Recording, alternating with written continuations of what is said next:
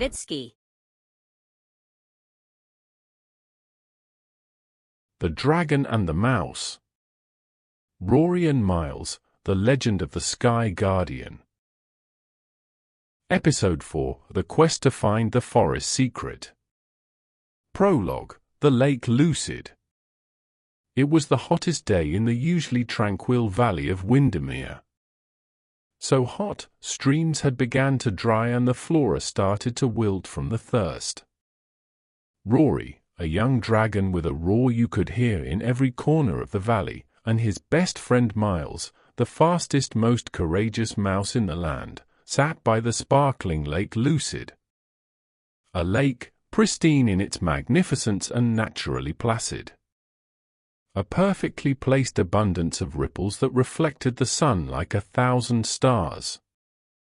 Up on the banks, tucked between two wonderful willows, they were having a picnic.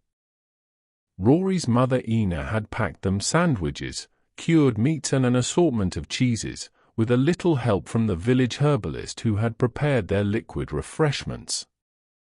But Miles did not seem happy. "What's wrong, Miles?" Rory asked. "I'm just a mouse," Miles sighed. "You're the new Sky Guardian. Impundulu is the mountain protector. I want a cool name too. Something like the magical mouse or Master Mousy of the realm." Rory smiled. "You're already amazing, Miles." "Besides, I can't even fly yet," Rory mumbled. "But I will, I know it. And maybe Tullius can help us find you a better title, I'm sure." Just then, the wise old tortoise, Elder Tullius, emerged from the trees, looking hot and tired. "Guardians," he greeted. "I'm not a guardian," Miles mumbled. Tullius raised a brow. "What do you mean?" Rory and Miles told Tullius about their talk. He slammed his walking stick into the ground and said, "Right. It's time. Come with me, heroes." "Heroes, barely," Miles grumbled, but followed anyway. Tullius could see Miles was upset, but he had a plan to change that.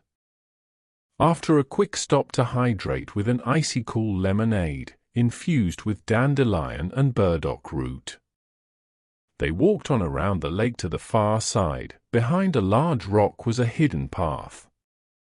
They entered the forgotten path and beyond the lake. Chapter 1, The Deep Descent.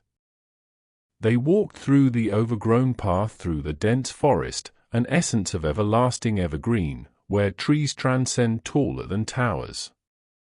There is a feeling of magical majesty. "Where are we?" said Miles. "The Forest of Eternity," replied Tullius. "Why is it called that?" "Because, young hero, nobody has ever reached the forest edge, and those who tried, well, they never returned." Tullius stopped suddenly and whispered, "We are close. Approach with caution." They reached a rock formation with ancient writings carved into it. The heroes stopped, but Tullius continued. "Wow, this is cool," Miles squeaked. Unable to read the ancient text, they rushed to catch up to the elder, as to not fall behind. Ahead the sunlight glimmered between the leaves of the trees, speckled and dazzling. In front of them was a stone platform hidden in a perfect forest clearing. Vines wrapped around it, and it looked ancient, like nature had almost claimed it. "What is this place?" Rory asked. Tullius climbed the weathered steps. "This is the entrance," he bellowed, wiping the sweat from his brow. "Entrance to what?" Miles questioned, in eager curiosity. Tullius called them up and pressed a rounded stone on a pedestal, but nothing happened. "Not again," he grumbled. With a grunt, he raised his walking stick and whack. He hit the stone. It sank with a click.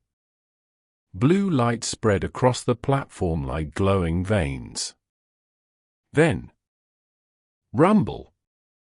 The stone platform shook, which made them all unsteady on their feet. "What's happening?" Miles squeaked. "You'll see," said Tullius. The platform slowly sank into the earth, as if being swallowed by the land, then carried them down into the darkness below. Chapter 2: Deep Underground. Down, down they went. Finally, the platform stopped in pitch-black silence. "Ooh, spooky," said Miles. "Rory, light, please," whispered Tullius. Rory puffed out a small flame. The flicker revealed an underground chamber filled with old stone and cobwebs. Rory lit candles around the room. In the center stood a raised platform with 4 stone pedestals. One had a round hole, like it was meant to hold something. "But what?" "This," said Tullius, "is the Temple of Windermere, the most important place in the valley." Miles and Rory looked around in awe. "But I think it's been looted," Tullius said, gloomed. "The relics that protected our valley, they're gone." Rory stepped forward. "We'll help." "Tell us what to do." "Please, give me a moment, I need to think," demanded the wise elder.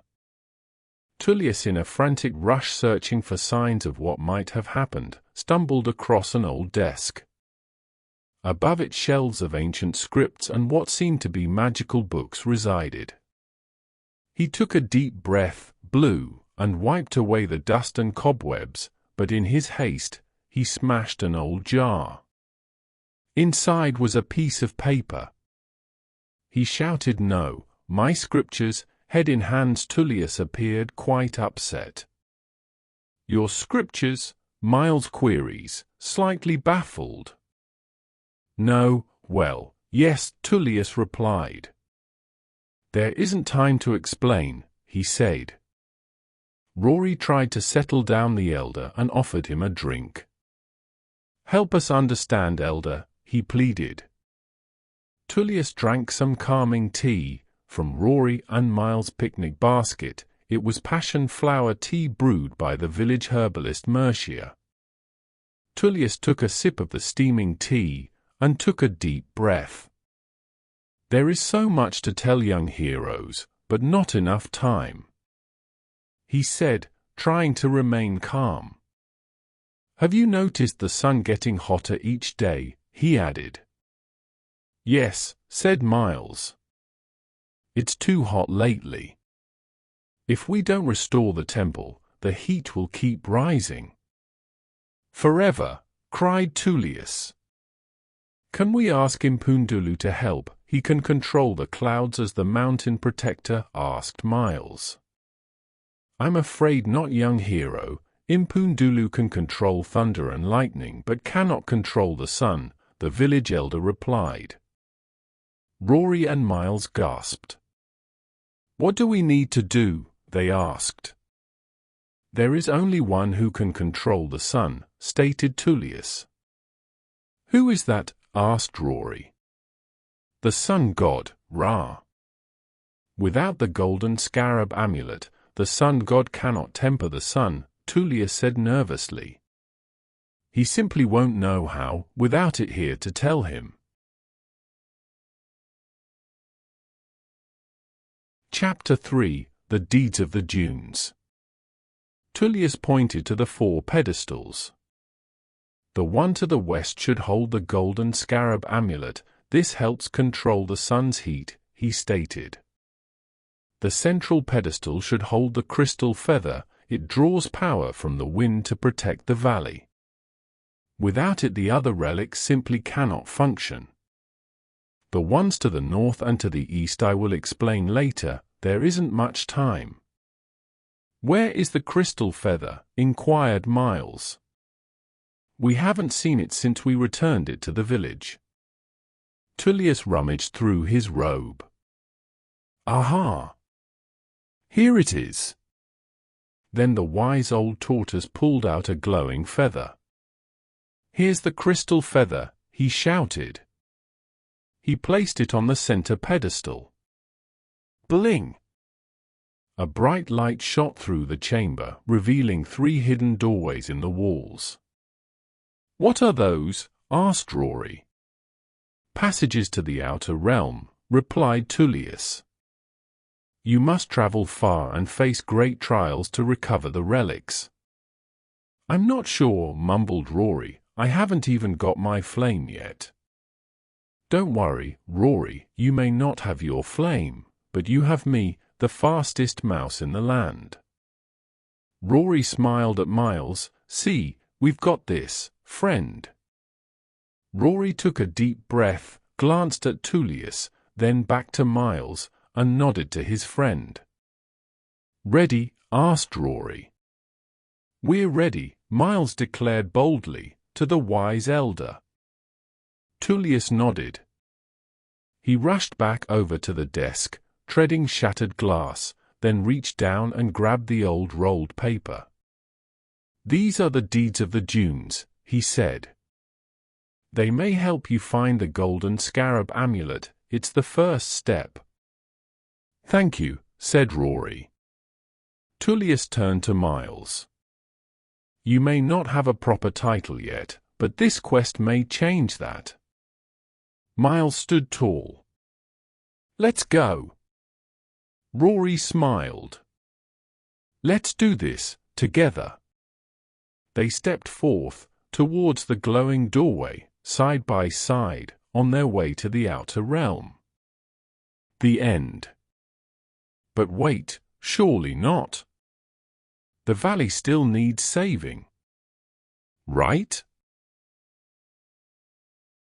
Moral of the story.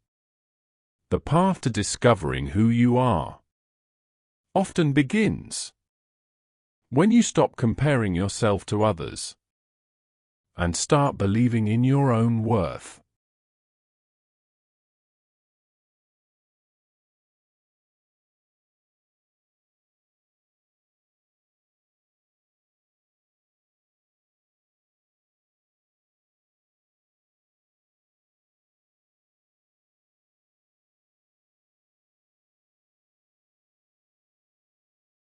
Bitzskee.